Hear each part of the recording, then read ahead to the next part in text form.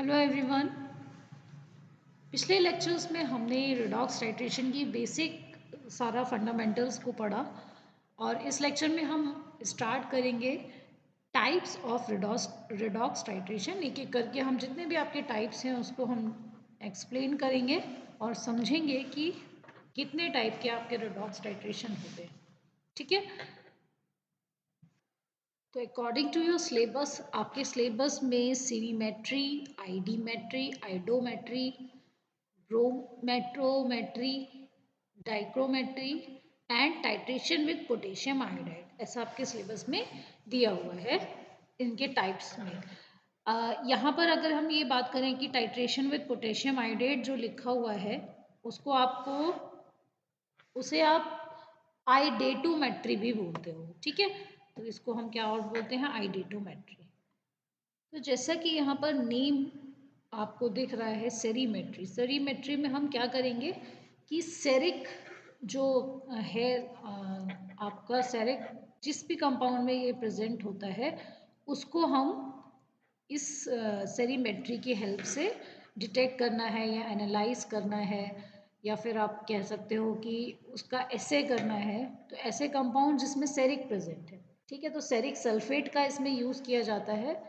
और कई बार ऐसा होता है कि ये बहुत ही डार्क कलर, इसका जो कलर है तो बहुत ही डार्क येलो कलर का होता है। तो जो इसका ये सेल्फ इंडिकेटर की तरह भी काम करता है, लेकिन ये तभी होता है जब ये जो आपका सोल्यूशन होगा वो बहुत ही हॉट होगा। तो विदाउट एनी इंडिकेटर हम इसको यूज़ कर सकते हैं जब आपका सोल्यूशन बहुत हॉट होता है, तो इसे सीरिक सल्फेट टाइट्रेशन भी कहते हैं। और इसमें हमारा जो टाइट्रेंट यूज़ होता है वो आपका होता है सीरिक सल्फेट या सीरिक अमोनियम सल्फेट। ठीक है, तो इसीलिए इसका नाम सेरीमेट्री है।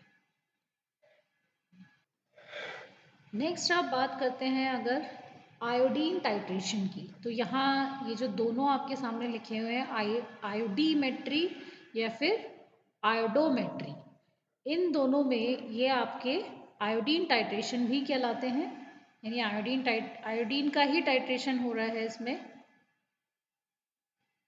लेकिन अंतर क्या है, आयोडीमेट्री में हम डायरेक्ट टाइट्रेशन करते हैं। ठीक है, यहाँ पर क्या होता है, डायरेक्ट टाइट्रेशन होता है आयोडीन का।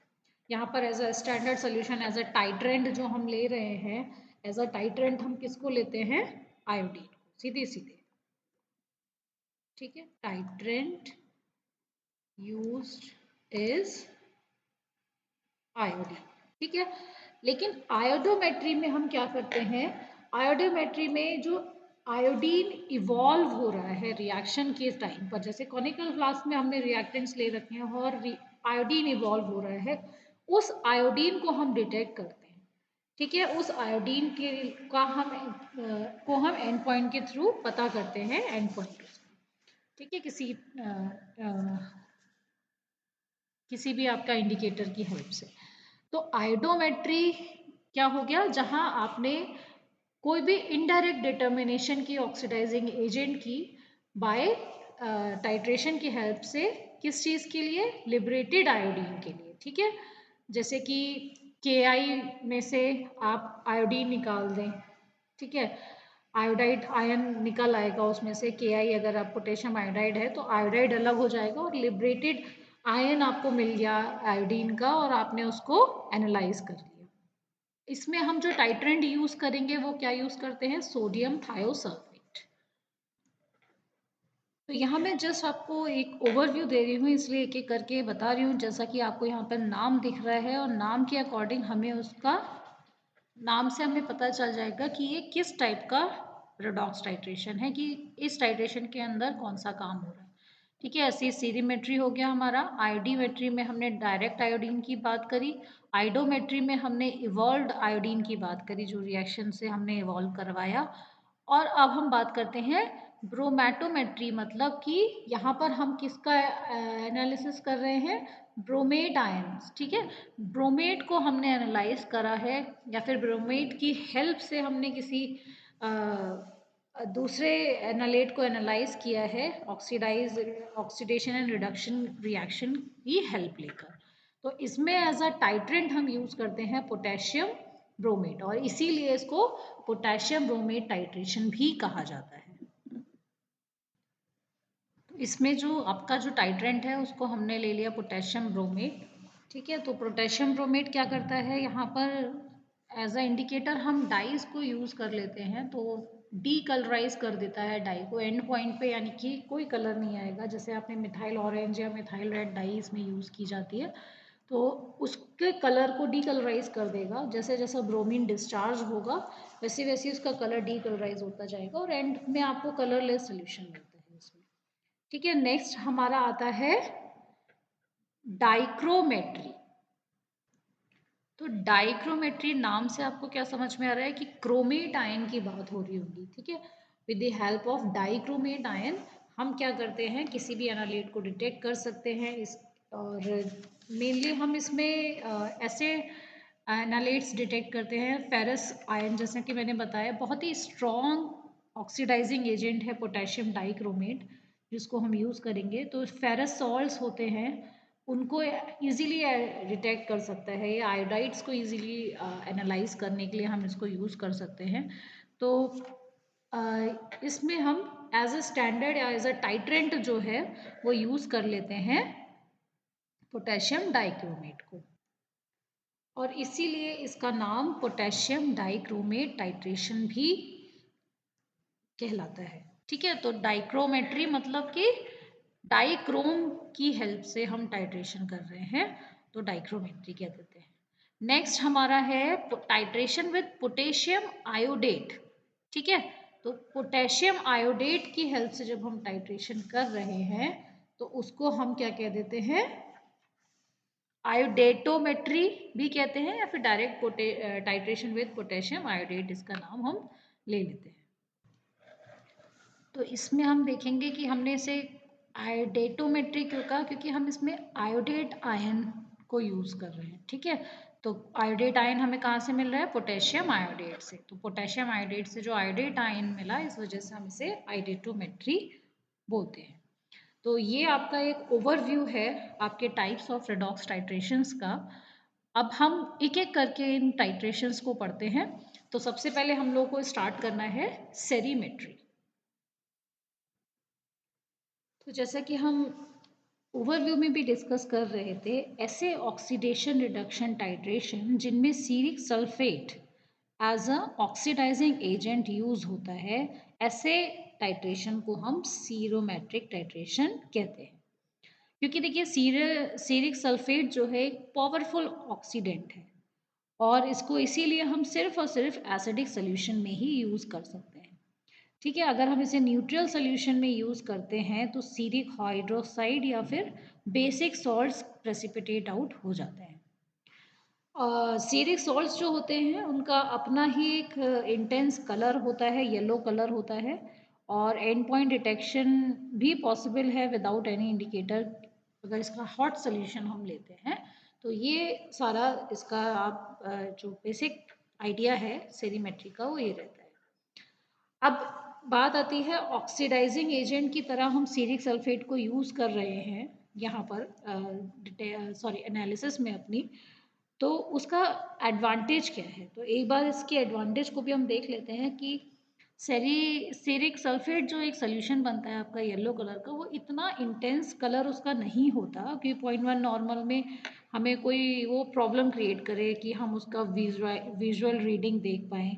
ऐसी कोई प्रॉब्लम हमें नहीं आती है इसको यूज़ करने में, ठीक है। तो और दूसरी चीज़ ये है कि ये बहुत ही वर्सेटाइल टाइप के ऑक्सीडाइजिंग एजेंट माने जाते हैं सीरिक सॉल्ट्स, क्योंकि ये ऑलमोस्ट ऑल टाइप की डिटर्मिनेशंस कर सकते हैं, ठीक है। KMnO4, K2Cr2O7 and other oxidising agents, जैसे भी आपको डिटर्मिनेशन करनी है ऑलमोस्ट सारे ही टाइप के डिटर्मिनेशन में यूज़ किए जा सकते हैं। तो इसीलिए सीरिक सॉल्ट्स जो है वर्सेटाइल ऑक्सीडाइजिंग एजेंट है, ठीक है। तो इसका एक बहुत ही अच्छा एडवांटेज है, जो चीज़ जहाँ जितनी ज़्यादा जगह यूज़ हो रही है वो बहुत एडवांटेजेस ही मानी जाती है, ठीक है।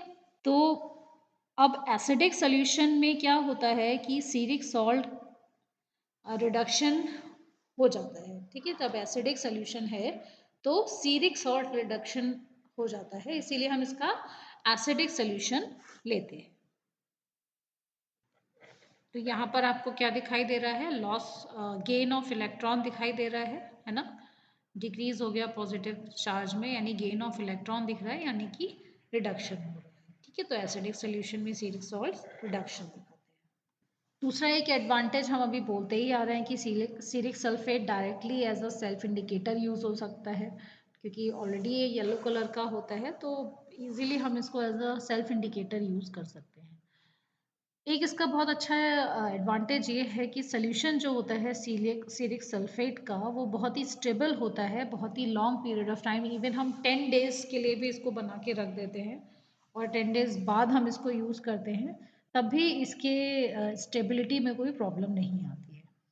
ठीक है, तो ये सारा इसका बेसिक फंडामेंटल्स थे। अब हम क्या करते हैं, प्रॉपर टाइट्रेशन करके देखते हैं, सीरिक सल्फेट टाइट्रेशन। उसमें हमें क्या क्या चाहिए, जैसे अभी तक हम कर रहे थे ना टाइट्रेशन, तो हमें सबसे पहले क्या चाहिए होता है, एक हमारा टाइट्रेंट चाहिए होता है कोई, ठीक है, एक टाइट्रैंड चाहिए होता है जिसमें हम अपना एनालेट डाल रहे हैं, एनालिसिस जिसकी करनी है, एक टाइट्रेंड है, एक टाइट्रेट है। तो क्या क्या चाहिए होगा, इसको एक एक करके हम देखेंगे, प्रिपेयर करेंगे और परफॉर्म करेंगे।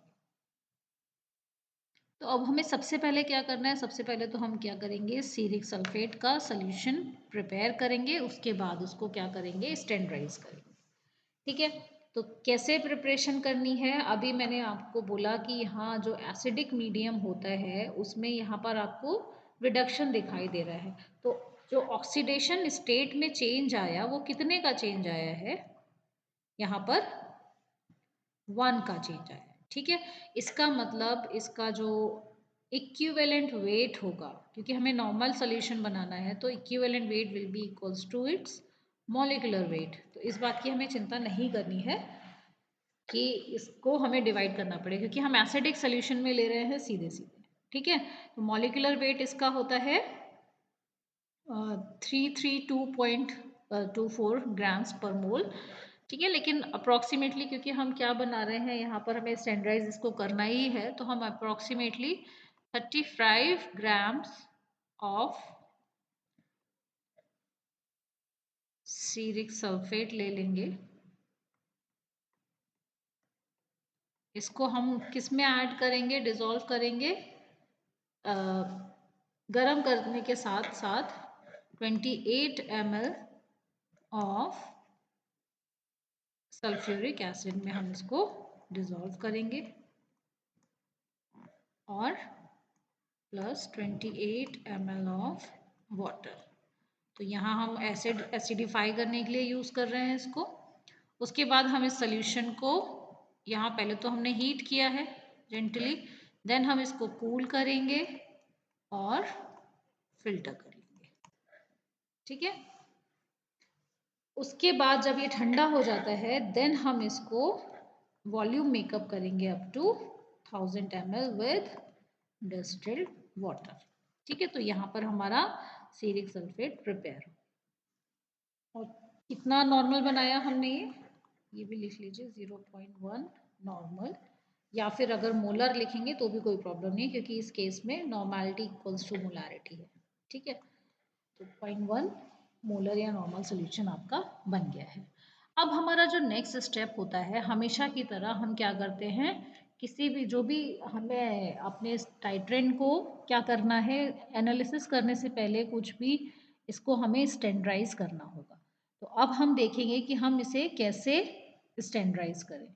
ठीक है, तो स्टैंडर्डाइजेशन ऑफ सीरिक सल्फेट, यहाँ पर हम इसको स्टैंडर्डाइज करने के लिए यूज़ करने वाले हैं आपका आर्सेनिक ट्राइऑक्साइड। देखिए, अभी तक हम जब स्टैंडर्डाइजेशन कर रहे थे तो उसमें हम एक फॉर्मूला यूज़ करते थे, N1V1 इक्वल्स टू N2V2। एक साइड में नोन का रखते थे, एक साइड में अननोन का रखते थे, और हम अननोन वाला नॉर्मेलिटी या फिर एक्सपेक्टेड नॉर्मेलिटी जो होती थी वो निकाल लेते थे। लेकिन इस केस में हम क्या करते हैं, हम रिएक्शन कराते हैं नोन अमाउंट की। ठीक है, कंसंट्रेशन हमें पता होता है। फॉर एग्जांपल इसको हम यूज़ नहीं करेंगे इस केस में, तो इस केस में हम कुछ डिफरेंट यूज़ करेंगे। जो अभी हमें देखना है। तो हमने क्या किया, सिंपली 0.2 ग्राम, यहाँ इम्पॉर्टेंट बात यह है कि 0.2 ग्राम हमने ले लिया है आर्सेनिक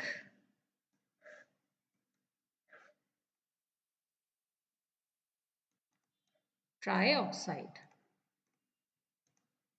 ठीक है, अब देखो आपने सीधे सीधे इतना ग्राम ले लिए है और आप सीधे अब क्या करने वाले हो, इसको एज अ सैंपल प्रिपेयर करने वाले हो, मतलब सॉरी एनालाइज करने के लिए स्टैंडर्ड सोल्यूशन प्रिपेयर करने वाले हो। तो स्टैंडर्ड सोल्यूशन डायरेक्ट प्रिपेयर होगा इससे, कोई आप नॉर्मल सोल्यूशन नहीं बना रहे हो इस केस में। ठीक है, तो इसीलिए हमने देखिए यहाँ पर अप्रॉक्स लिया था 35 ग्राम। हमें अगर एग्जैक्टली 1.1 नॉर्मल सोल्यूशन बनाना होता तो हम 33 ग्राम वे करते और उस हिसाब से बनाते, लेकिन यहाँ पर क्या है, रिडॉक्स टाइट्रेशन है, तो रिएक्शंस जैसे हो रही हैं जिस रेशियो में, तो उसके लिए बेटर ये रहेगा कि हम ये वाला मेथड चूज करें। तो इसमें हमने क्या किया, 0.2 ग्राम आर्सेनिक ट्राइऑक्साइड ले लिया है। इसमें हम अपना सैंपल पूरा रिएक्शन मिक्सचर जो है वो प्रोड्यूस करेंगे। क्या क्या ऐड करेंगे देखते हैं। फिर हमने इसमें क्या ऐड करेंगे, इस 0.2 ग्राम आर्सेनिक ट्राइऑक्साइड में 25 ml 8% वेट बाय वॉल्यूम, मतलब कि 8 ग्राम लेंगे 100 ml में, तब हमारा ये सोल्यूशन बनेगा। उसका 25 ml लेना है, ठीक है, NaOH, इस NaOH सोल्यूशन का 25 ml ले लेंगे। उसके बाद इसको स्वेल करेंगे, मिक्स करेंगे, और मिक्स करने के साथ साथ हम ये देखेंगे कि हमारी जो इनर वॉल्स हैं हमारे कॉनिकल फ्लास्क की, ठीक है, ये सारी चीज़ें हम किस में ले रहे हैं, कॉनिकल फ्लास्क में। तो इनर वॉल्स पे को लेते हुए इसको नीचे को ऐड करेंगे। उसके बाद उसमें क्या करते हैं, हम 100 ml वाटर को ऐड करते हैं और मिक्स कर लेते हैं। ठीक है, देन हम क्या कर रहे हैं, इसमें डाइल्यूट सल्फ्यूरिक एसिड ऐड कर रहे हैं और 0.15 ml ऑस्मिक एसिड ऐड कर रहे हैं और 0.1 ml of फेरोइन sulphate solution add कर रहे हैं। नाउ अब हम इन सब चीज़ों को अच्छी तरीके से मिक्स कर लेंगे और हमारे पास हमारा जो ये टाइट्रेंड है ये तैयार हो गया। तो ये हमारा क्या बन गया, सारा टाइट्रेंड।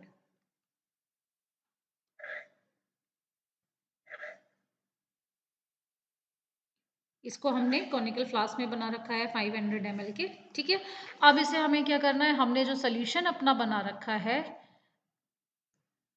स्टीरिक सल्फेट का, इससे हमें टाइट्रेट कर देना है। तो टाइट्रेट करने पर एट एंड पॉइंट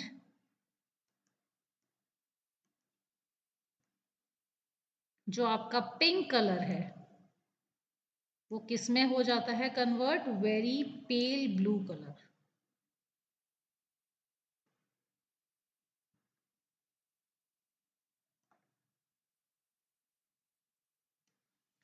ओके, तो ये आपका, ये आपने जो इसमें सारी चीज़ें ऐड करी हैं, फेरोइन सल्फेट, ऑस्मिक एसिड, कहीं ना कहीं यहाँ पर ये देखो इंडिकेटर की तरह काम कर रहे होंगे, पिंक कलर दे रहे हैं। ठीक है, इसकी वजह से पिंक कलर आ रहा है। और जब एंड पॉइंट आ रहा है तो रिएक्शन जब हो जा रही है, जब ऑक्सीडेशन हो जा रहा है आर्सेनिक ट्राइऑक्साइड का, क्योंकि एज ऑक्सीडाइजिंग एजेंट हम इसे यूज़ कर रहे हैं ना सीरिक सल्फेट को, और खुद सीरिक सल्फेट के ऊपर क्या हो रहा होगा, रिडक्शन हो रहा होगा। ठीक है, तो यहाँ पर लास्ट में एंड पॉइंट पर हमें क्या मिलता है, इसमें very pale blue colour detect होता है और वहाँ हम टाइट्रेशन को स्टॉप कर देते हैं। अब हम ये इतना हमने कर लिया है। ठीक है, अब हम आते हैं कैलकुलेशन पार्ट की तरफ। देखो, अब हमें इस चीज़ पे ध्यान देना है कि हमने इतना ग्राम ऑफ स्टैंडर्ड लिया था आर्सेनिक ट्राइऑक्साइड। ठीक है, तो अब हम कैसे पता करेंगे कि हमने हमारा जो एक्चुअल जो है, ये है कितने मोलर का बना है। ठीक है, हमारा जो सीरिक सल्फेट है वो कितने मोलर का बना है, हम कैसे पता करेंगे। तो आई होप आप लोगों को एक कैलकुलेशन याद होगी जो हम मोलर वाली कैलकुलेशन करते थे फैक्टर निकालने की। ठीक है, तो फैक्टर कैलकुलेशन यहाँ पर यूज होगी। अभी मैं पहले आपको फैक्टर कैलकुलेशन बताती हूँ, उसके बाद हम बात करेंगे कि कैसे उसे अप्लाई करना है। तो ये जो रिएक्शन हमारी इन्वॉल्व होगी, देखिए रिड्यूस ये खुद हो रहा है सीरिक सल्फेट। ठीक है, तो सीरिक सल्फेट खुद रिड्यूस हो रहा है, यानी वो किसका काम कर रहा है, ऑक्सीडाइजिंग एजेंट का काम कर रहा है, इसको ऑक्सीडाइज कर रहा है और खुद रिड्यूस हो रहा है, तो एज अ ऑक्सीडाइजिंग एजेंट होगा। अभी आप इस रिएक्शन को अगर बैलेंस करोगे, आर्सेनिक ट्राइऑक्साइड की रिएक्शन, तो आप यहाँ देखोगे 4 हाइड्रोजन्स आपको दिखाई दे रहे हैं, 4 इलेक्ट्रॉन्स दिख रहे हैं।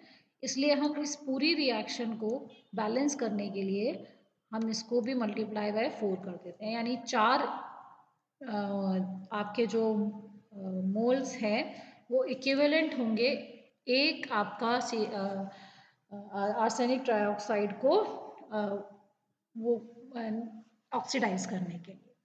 ठीक है, तो फिर अगर हम फैक्टर कैलकुलेशन की बात करें, नाउ हम क्या करते हैं, क्योंकि हमें इसकी ज़रूरत पड़ेगी, हमें पता होना चाहिए कितने मोल लग रहे हैं इसको ऑक्सीडाइज करने के लिए, तो फैक्टर कैलकुलेशन कर लेते हैं। अब हमने देखा कि 4 आपके जो सॉरी ये आयन है आपके, these are equivalent to 1 mole of आपका आर्सेनिक ट्राइऑक्साइड। ठीक है, ये आपका क्या बन रहा है, इससे आर्सेनिक ट्राइऑक्साइड ऑक्सीडाइज हो रहा है। ठीक है, तो इसके 4 मोल और इसका 1 मोल इक्विवेलेंट होगा, तो इसको हम ऐसे भी लिख सकते हैं, 4 moles of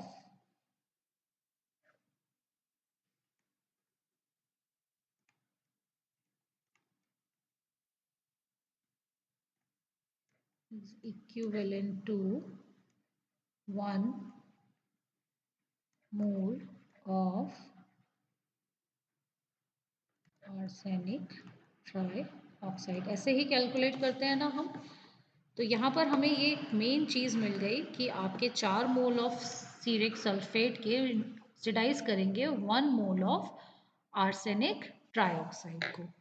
तो अगर हम 4 मोल की बात करें और मोलर सोल्यूशन की बात करें तो 400 ml हो जाएगा, क्योंकि हम पहले क्या करते थे आपको याद होगा, अगर 1 मोल होता था तो हम सीधे यहाँ पर लिख देते थे कि 1000 ml of 1 molar this is equivalent to 1 mole of this. ठीक है, लेकिन अभी हमारे पास क्या है, 4 मोल है, तो 4000 ml ऑफ 1 मोलर लगेगा, यानी कितने ml लगेंगे, 4000 ml लगेंगे 1 मोलर के।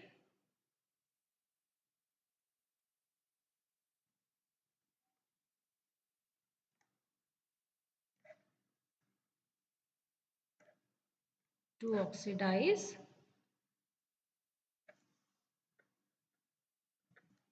ओके, तो 197.81 ग्राम ऑफ आर्सेनिक ट्राइऑक्साइड। अब इसे सिंप्लीफाई करेंगे अगर, तो सिंपली अगर हम इसे 4000 ml की जगह सिर्फ 1 ml करना चाहें तो हमें किससे डिवाइड करना पड़ेगा, इसे सिंपल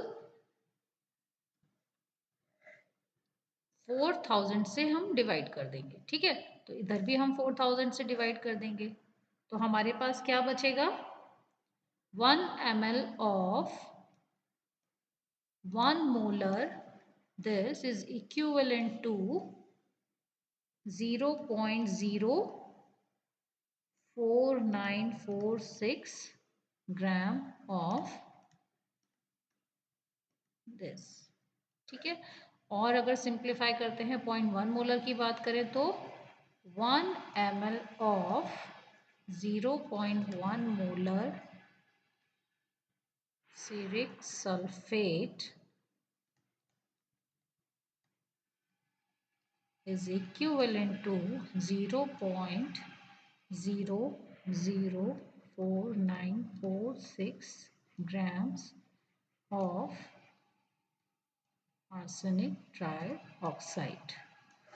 ठीक है, ये आपका फैक्टर निकल के आ गया। अब देखो इस फैक्टर से आपको पता क्या चल रहा है कि अगर सीरिक सल्फेट का 1 ml रिएक्ट हो रहा है, 1 ml यूटिलाइज हो रहा है, तो इसका मतलब उसमें इतना ग्राम ऑफ आपका आर्सेनिक ट्राइऑक्साइड प्रेजेंट था। ठीक है, तो इतने जितने भी एमएल्स उसमें आपके यूटिलाइज होंगे, जैसे आपने ये टाइट्रेशन किया, ठीक है, यहाँ पर आपने क्या किया, टाइट्रेशन किया, तो यहाँ पर सीरिक सल्फेट के जितने भी एमएल आपके यूटिलाइज होंगे वो सीधे सीधे आप क्या करना है, आपको पता चल जाएगा उससे कि उसमें कितना amount of arsenic trioxide present है। या फिर उल्टा कर लीजिए इसका, आपको पता है कि कितना amount of arsenic trioxide present है, तो उसमें कितने एमएल आपके सीरिक सल्फेट आपका यूटिलाइज होना चाहिए। ठीक है, 0.1 मोलर सीरिक सल्फेट कितना न्यूट्रलाइज होना, सॉरी यूटिलाइज होना चाहिए इसको ऑक्सीडाइज करने के लिए। ठीक है, इतने ग्राम्स को। तो आपने देखिए यहाँ पर कितना ले रखा है, सीधे सीधे 0.2 ग्राम आर्सेनिक ट्राइऑक्साइड ले रखा है। ठीक है, तो उस हिसाब से इतने ट्राइऑक्साइड को अगर सही अगर बना हुआ होगा तो हर एक ml आपका इतने आर्सेनिक ट्राइऑक्साइड को ऑक्सीडाइज कर देंगे। ठीक है, तो इस हिसाब से हम इसको कैलकुलेट करते हैं। यहाँ पर N1V1 हम नहीं लगाते हैं, सिंपली इसी तरह से इसका स्टैंडर्डाइजेशन होता है। तो अब हम बात करते हैं कि मोलैरिटी हम निकाल कैसे रहे हैं। देखो अभी मैंने आपको क्या बताया कि टोटल अमाउंट आपने कितना यूज़ किया और हर ml में, मतलब इसको आप ml में लोगे, इसके हर एक ml में इतना इसका फैक्टर हमारा निकल के आया, यानी कि हर एक ml में इतना आपका प्रेजेंट है। तो इस टोटल वाले आर्सेनिक और ट्राइऑक्साइड में कितना प्रेजेंट होगा, सिंपली टोटल से आप इस वाले को डिवाइड कर दोगे। ठीक है, तो उसकी मोलैरिटी निकल आएगी। यहाँ पर मैंने इसको चेंज क्यों किया फैक्टर को, यहाँ पर था 0.004946, यहाँ पर मैंने इसको कर दिया है 4.946, सीधे से डिवाइड बाय 1000 किया है। उसका रीज़न यही है, यहाँ पर हमने ग्राम्स में ले रखा था वेट, और यहाँ हम दिखा रहे हैं कि हमें mg में लेना है। ठीक है, हमने जब समय वेइंग की थी तो वो ग्राम्स में वेइंग की है, और यहाँ हम इसको mg में ले रहे हैं, इसलिए हमने सिंपली इसे 1000 से डिवाइड कर दिया, तो इसके लिए कंफ्यूज ना हो। तो इस तरह से आपकी एक्चुअल मोलैरिटी निकल के आ जाएगी, जो भी आपका सीरिक सल्फेट का सॉल्यूशन बना हुआ है। इसी टाइप से आप सीरिक अमोनियम सल्फेट को भी स्टैंडर्डाइज कर सकते हैं। इसी टाइप से आप सीरिक अमोनियम नाइट्रेट को भी स्टैंडर्डाइज कर सकते हैं। स्टैंडर्डाइजेशन का प्रोसीजर लगभग लगभग बिल्कुल सेम है, और ऐसे ही हम बस क्या होगा, प्रिपरेशन के लिए थोड़ा सा आपको मॉलिक्यूलर वेट देखकर और उस हिसाब से आपको प्रिपेयर करना होता है। तो लगभग आप ले लेते हो उतना ही और एसिडिक सोल्यूशन बना लेते हो, मॉलिक्यूलर के वेट के बराबर ही आप लोगे। डिवाइड बाय आपने 1000 करा है एक बार, सॉरी जब आप लेते हो ना 1 मोलर के लिए, तो 1 मोलर के लिए तो आप सीधे सीधे 1000 ml अगर आपको बनाना होता है 1 मोलर के लिए, तो equals to its molecular weight आप ले लेते हो 1000 ml में डिजोल्व कर देते हो। यहाँ पर हमने क्या किया था, अगर इस वाले केस में 332.24 ग्राम्स पर मोल सीरिक सल्फेट का आपका वेट था ना, ग्राम्स पर मोल, लेकिन आपने लिया 35, तो हमने अराउंड 0.1 मोल के अराउंड हमने ले लिया था इसमें से। ठीक है, इसी हिसाब से ऐसे ही हम अब सीरिक अमोनियम सल्फेट के केस में भी करेंगे। 0.1 मोल के हिसाब से approx gram of ceric ammonium sulphate को लेंगे और उसको एसिड और वाटर की हेल्प से डिसॉल्व कर लेंगे, एसिडिक सोल्यूशन उसका बना लेंगे, और स्टैंडर्डाइजेशन उसका सेम ऐसे ही करेंगे जैसे हमने सीरिक सल्फेट कर दिया। ठीक है, तो सीरिक अमोनियम सल्फेट भी हो जाएगा इससे, सीरिक अमोनियम नाइट्रेट, इस तरह से आप स्टैंडर्डाइज और प्रिपेयर कर सकते हो। तो सीरीमेट्री का यही कंसेप्ट था, और आई होप आपको ये समझ में आ गया होगा। कोई डाउट होगा तो ज़रूर पूछिएगा कमेंट्स में। तब तक के लिए ऑल द बेस्ट, बाय।